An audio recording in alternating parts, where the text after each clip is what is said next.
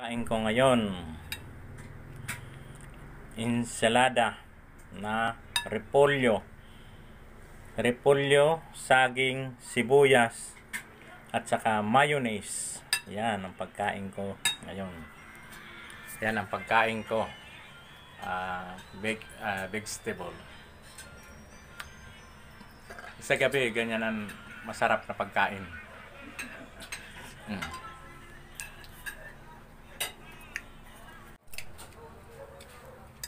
Ano?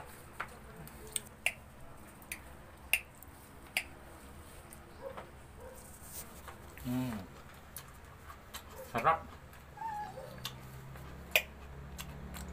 Ano yan? Repolyo. Saka sibuyas. Saka saging. Pinagalo-halo ko. Saka nilagyan ko ng mayonnaise. Wow. Sarap. Diet ka? Diet. Diet sa mangko. Hindi na ako mag-diet. Sabing sibuyas, pampatubo daw ng buhok. Tutubo pa kaya yung nasa noo mo?